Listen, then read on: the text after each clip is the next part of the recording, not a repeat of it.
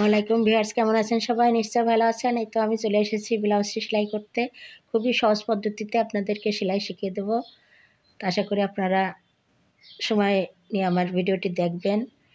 এই যে প্রথমে আমরা হাতাটার যে প্লেট, সেই প্লেটটি সেলাই করে নিচ্ছি। 1 ইঞ্চি মতো ভেঙে দিয়েছি। তো এইভাবে আমি দুটো হাতারই প্লেটটা সেলাই করে নেব। এবার টেকিংগুলো সেলাই করে নেব। তা প্রথমে মাঝখানেরটা সেলাই নিয়ে নেব। বুকের কাছের যে মাঝের সেলাইটি, সেটি আমি দিয়ে দেবো।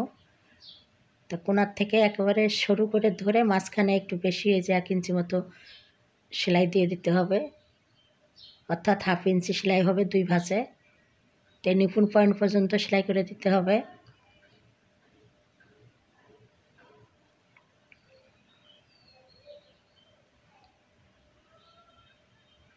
এবার আমি আরেকটি সেলাই দিয়ে দেবো টেকিং। যে কোনো একটা দিলেই হবে, আপনারা আপনাদের পছন্দ মতন শুরু করবেন। আমি এই যে নিচের দিকের যে সামনের যে প্লেট আছে, সেটা এই যে সামনে 2 দিকেই যে 1/2 ইঞ্চি করে 1 ইঞ্চি সেলাই ভেঙে দিতে হবে। সবকটা টেকিনে কিন্তু 1 ইঞ্চি করে ভেঙে দিতে হবে। 1/2 ইঞ্চি 2 ভাঁজে 1 ইঞ্চি। তো এই যে সেলাইটা প্রথমে একটু সোজা করে দিয়ে তারপর আস্তে করে যে বাঁকা করে দিতে হবে, কারণ প্লেটটি নিচের প্লেটটি ভেঙে দিতে গেলে সমান থাকবে না, ওই জন্য একটু সমান করে দিয়ে বাঁকা করে দিতে হবে। এইভাবে আমি প্রত্যেকটা টেকিং সেলাই দিয়ে দেবো। এই তো ভিউয়ার্স, এই যে টেকিংগুলো দিয়ে দিয়েছি, দেখুন শেপটা কত সুন্দর হয়েছে। এখন এই যে সামনের কাছের বোতাম পট্টির আমি মার্জিন দিয়ে দিয়েছি, এটা আমি এখন কেটে নেব। কেটে বোতাম পট্টিগুলো লাগিয়ে নেব।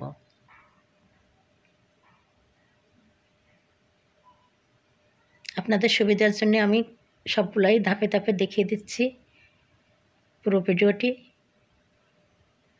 এখন এই যে ডান দিকে থাকবে হচ্ছে বোতাম ঘাটের কাপড়। তো এই যে বোতাম ঘাটের এই যে পট্টিটা দিয়ে দিচ্ছি। ডান দিকে যে 2 ইঞ্চি মতন 1.5 ইঞ্চি মতো কাপড় নিয়েছি।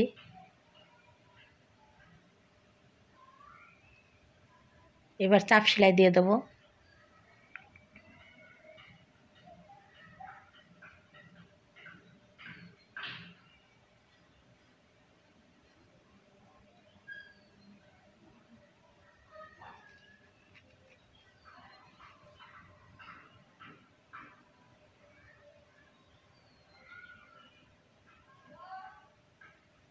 চাপ সেলাইটা দিয়ে দিলাম। এবার উল্টো দিকে ভাঁজটা দিয়ে দেবো। ভাঁজ দিয়ে সেলাইটা দিয়ে দেবো। 1 ইঞ্চি মতো কাপড় রেখে ভাঁজ দিয়ে যে সেলাইটা দিয়ে দিচ্ছি।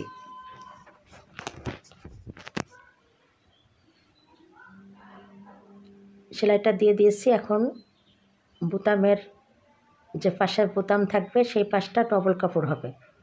তো এই যে ডবল দিয়ে সেলাই দিয়ে এই যে উল্টো দিক সোজা দিকে ভাঁজ দিয়ে দিচ্ছি, দিয়ে সেলাইটা দিয়ে দিচ্ছি। এভাবে পুরোটা সেলাই দিয়ে দেবো। তারপরে আমি কাঁধ সেলাই করে দেবো, পুট।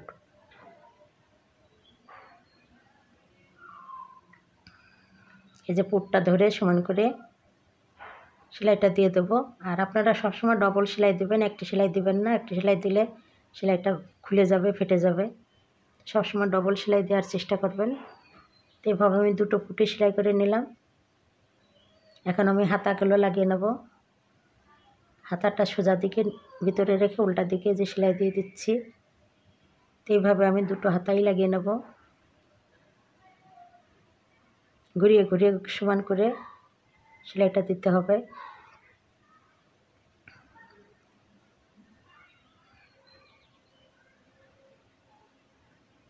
এবার হাতার মোহরি মাপ ধরে একদম কোমর পর্যন্ত কোমরের মাপ রেখে বাড়তি সেলাইগুলো দিয়ে দেব।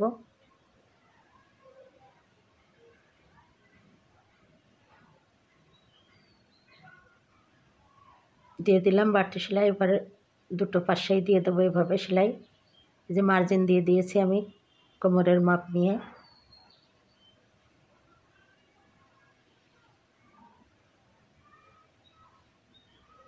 নিচের দিকে যেয়ে একদম সমান করে দিতে হবে, সেলাইটা বাঁকা থাকবে না। এই যে সোজা করে দিচ্ছি, কারণ এটা ভেঙে দিতে হবে কোমর, সেই জন্যে সোজা করে দিতে হবে। এবার কোমরের যে প্লেট, সেই প্লেটটি আমি যে সেলাই দিয়ে দিচ্ছি।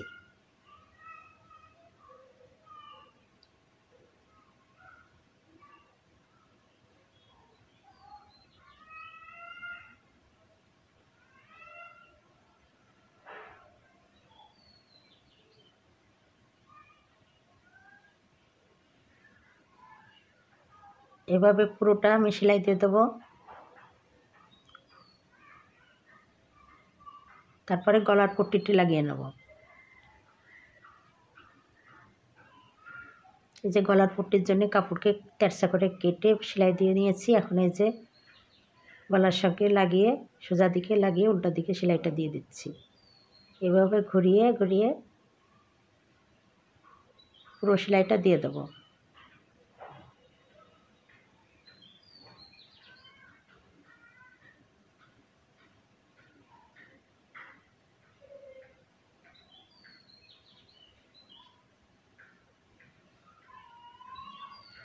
পুরো সেলাইটা দিয়ে দিলাম।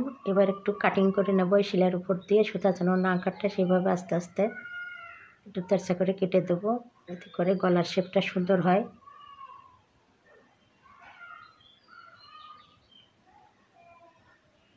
পুরোটা আমি এভাবে কেটে দিলাম।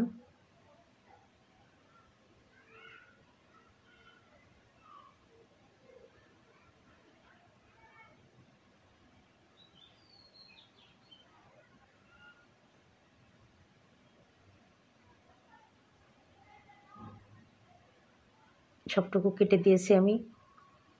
এবার একটা চাপ সেলাই দিয়ে দেবো।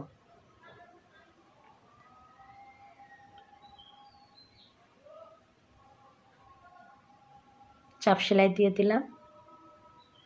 পুরোটা এভাবে চেপে চেপে ধরে ঘুরিয়ে ঘুরিয়ে সেলাই দিতে হবে, যাতে সেলাই ভাঁজ না লেগে যায়। পুরোটা সেলাই দিয়ে দিলাম।